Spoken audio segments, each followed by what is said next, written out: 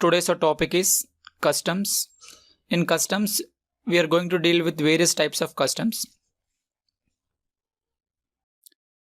Basic customs duties, additional customs duty, special customs duty, protective duty, safeguarding duty,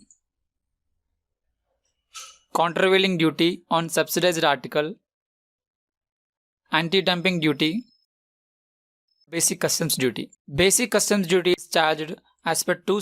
The first one is Customs Act 1962 and Customs Tariff Act 1975.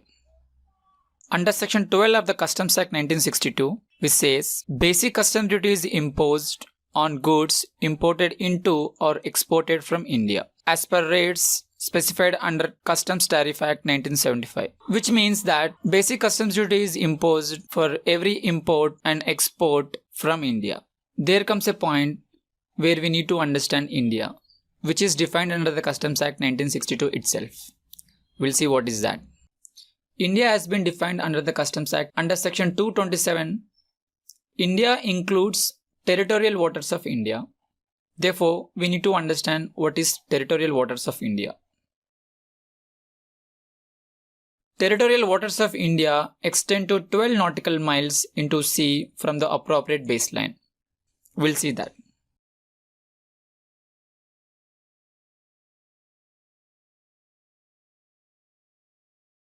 This part is considered as imaginary line. If the vessel enters the territorial waters of India, then goods are deemed to have been imported.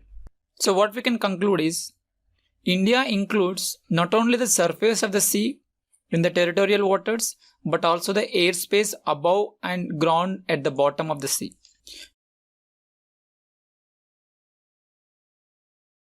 We move on to the subpoint, that is basic customs duty. So we recap our understanding. Basic customs duty is charged under the Customs Act 1962 at the rates specified under the Customs Tariff Act 1975. Customs Tariff Act has been divided into two schedules. We have first schedule and we have second schedule. First schedule gives us the goods liable to import duty, and second schedule gives us the goods which are liable to export duty.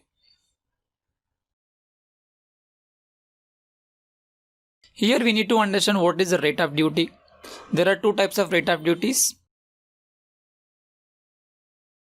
First one is preferential rate and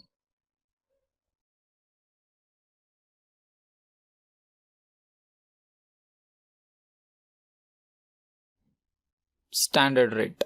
The preferential rate is for the importer who wants to pay lesser import duty, but before that he has to satisfy certain conditions, and we look at the conditions. The first one, at the time of importation, you should make a specific claim for the preferential rate, and you should also claim that those goods which you are trying to import are produced or manufactured in a preferential area, and that preferential area has to be notified by the central government under the rules of the Customs Tariff Act. If he is unable to fulfill these conditions, then he should pay duty at standard rate.